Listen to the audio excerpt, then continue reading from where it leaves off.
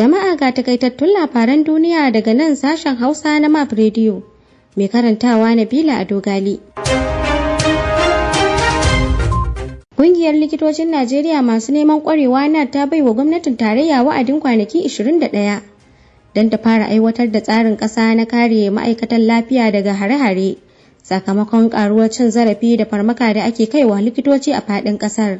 Ƙungiyar ta sanar da hakan ne a wani taron manema labarai bayan kammala babban taronta na yau da kullum da aka gudanar a Kano. Haka kuma ta ayyana rikicin kwadago da gwamnati kan wasu bukatu 14 da har yanzu ba a warware ba a bangaren lafiya. Shugaban NAD Muhammad Suleiman ya ce yawaita hare-hare da tsoratarwa da cin zarafi da kuma amfani da ƙarfi kan likitoci na barazana ga tsarin kiwon lafiyar Najeriya wanda tuni yake fuskantar ƙalubale. Ya bayyana wannan yanayi a matsayin abin takaici kuma mai haɗarin gaske ga ɗorewar tsarin kiwon lafiya a ƙasar. Daga cikin buƙatun da ƙungiyar ta gabatar akwai gaggauta bincike, kamawa da hukunta waɗanda ke kaiwa hare-haren kan ma'aikatan lafiyan tare da ƙara tsaurara matakan tsaro a asibitoci da wuraren kiwon lafiya. Na ta buƙaci gwamnati ta fara aiwatar da tsarin kariya da martani ga hare-haren da ake kaiwa ma'aikatan lafiya tare da fara aiwatar da dokokinta da za su magance matsalar cikin kwanaki 21.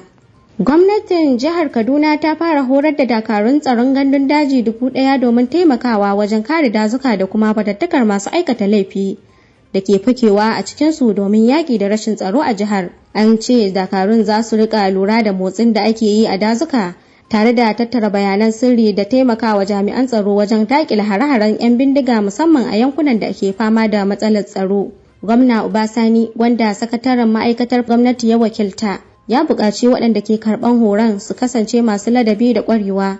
Yana mai cewa za a tura su yankunan da suka fi fama da matsala bayan kammala horaswar makonni 6.